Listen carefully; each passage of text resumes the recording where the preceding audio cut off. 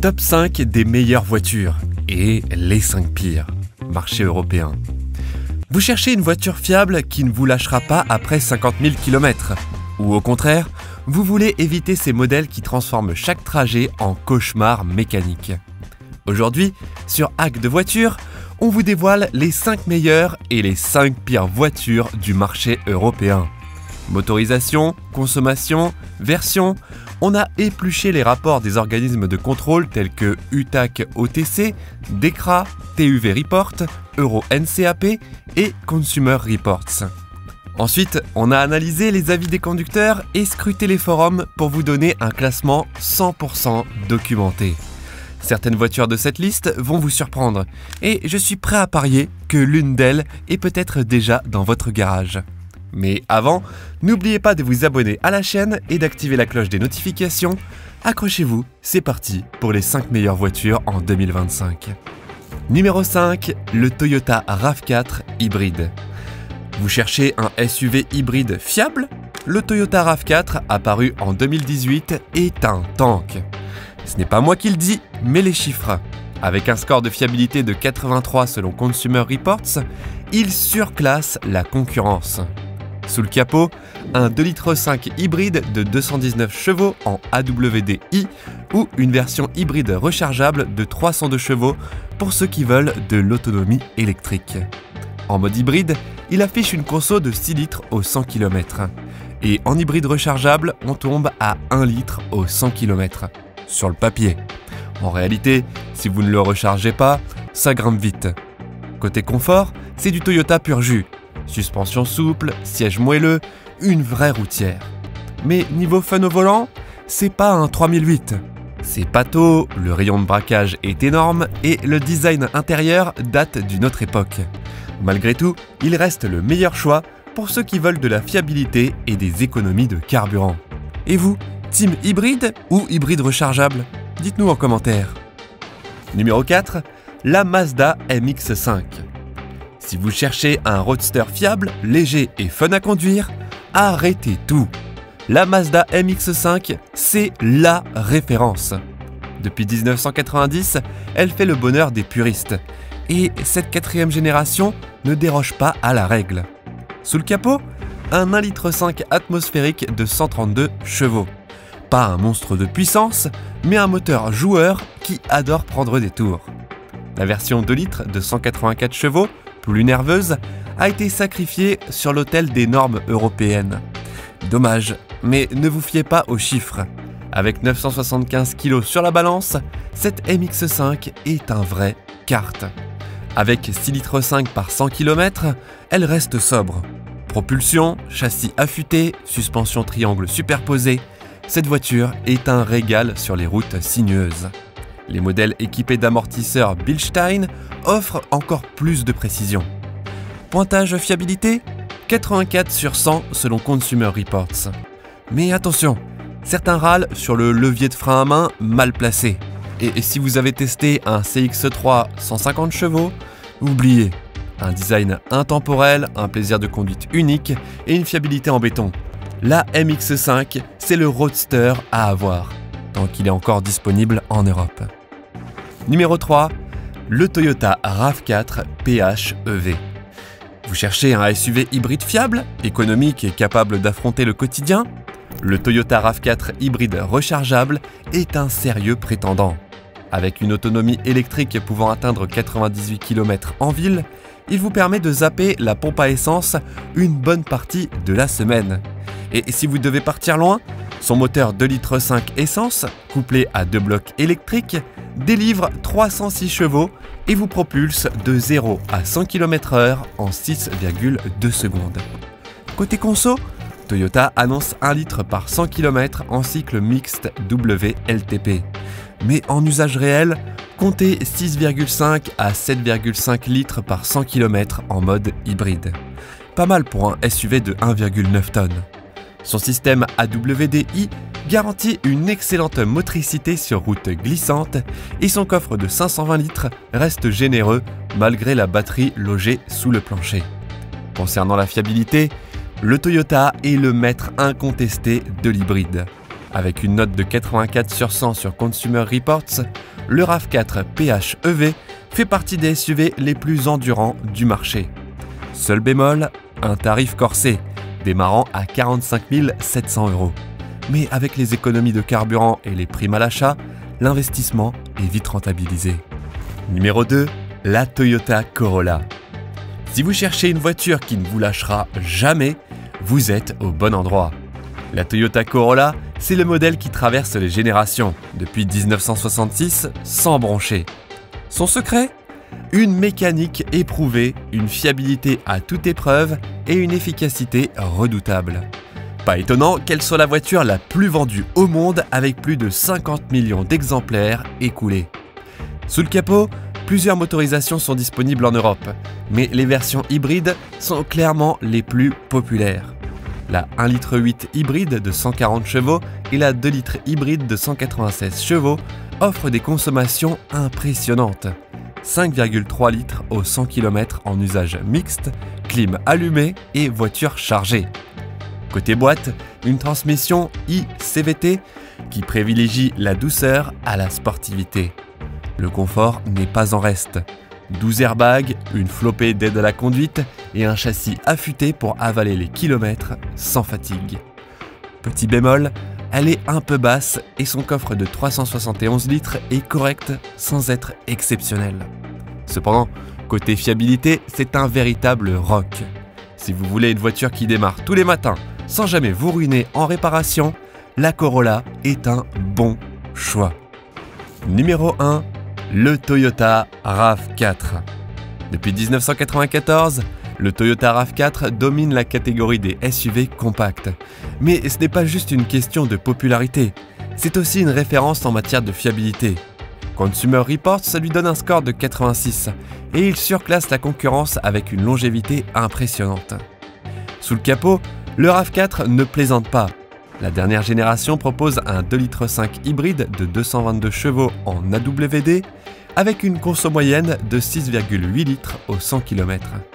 Et pour ceux qui veulent de l'électrique sans stress, la version hybride rechargeable pousse à 306 chevaux avec une autonomie électrique réelle d'environ 50 km.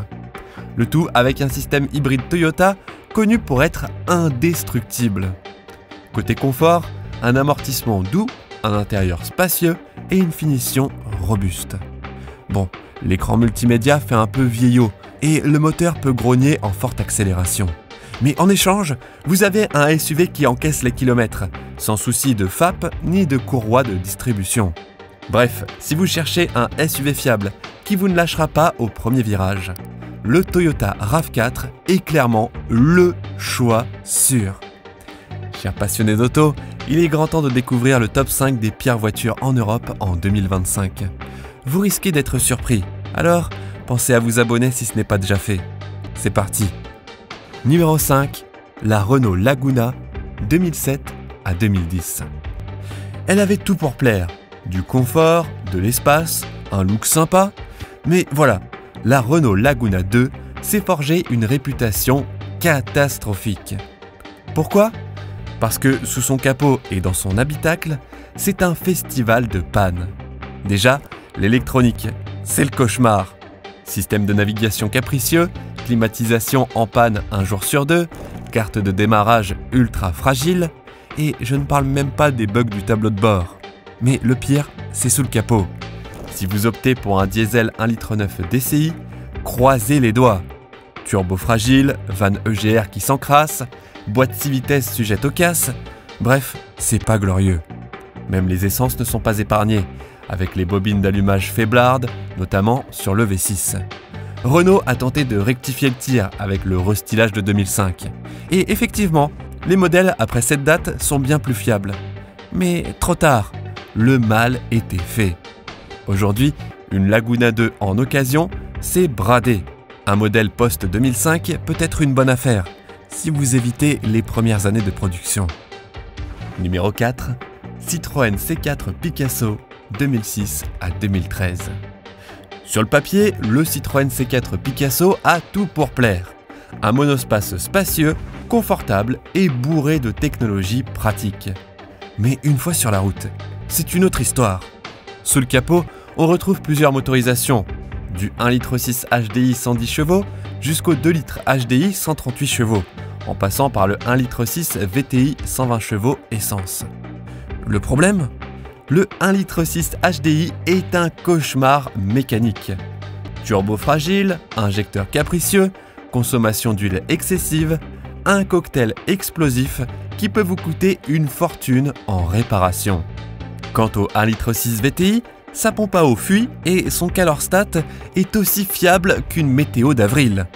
Sa suspension arrière pneumatique, censée offrir un confort royal, tombe souvent en panne. Résultat, un monospace qui se balade avec l'arrière affaissé comme une voiture surchargée. Ajoutez à ça un réglage de parallélisme défaillant qui flingue les pneus et les amortisseurs, vous commencez à voir le problème.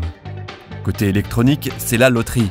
Panne aléatoire des aides à la conduite, bug du système multimédia, voire coupure moteur inopinée à cause d'un boîtier BSM capricieux.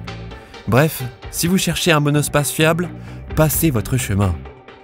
Numéro 3, la Peugeot 307 2001 à 2008. Elle avait tout pour plaire. Un design moderne, un intérieur spacieux et des moteurs apparemment performants. Mais sous cette jolie carrosserie se cache un cauchemar mécanique.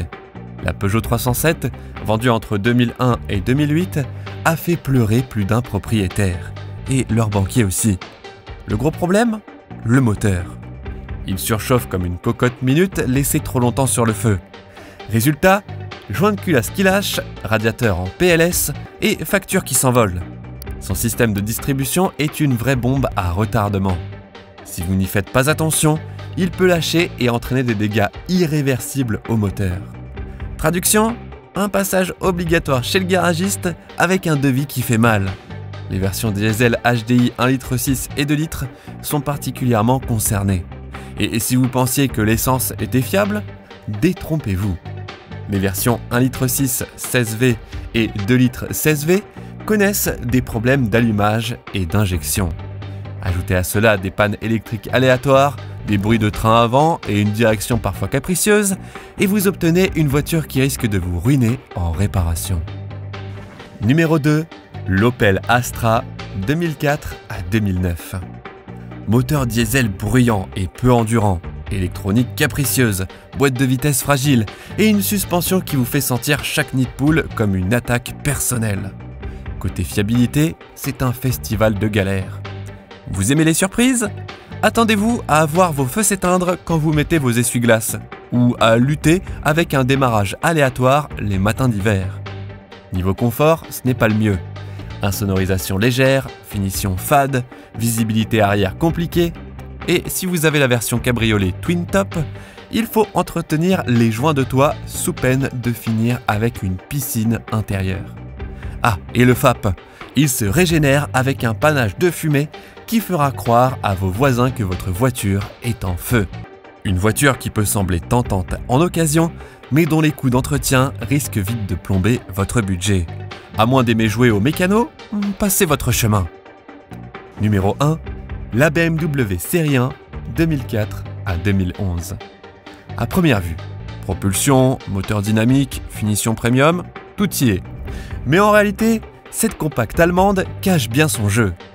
Côté motorisation, la 118i et la 120i embarquent un 4 cylindres essence 2 litres, développant respectivement 129 et 150 chevaux en phase 1, puis 143 et 170 chevaux après le restylage de 2007.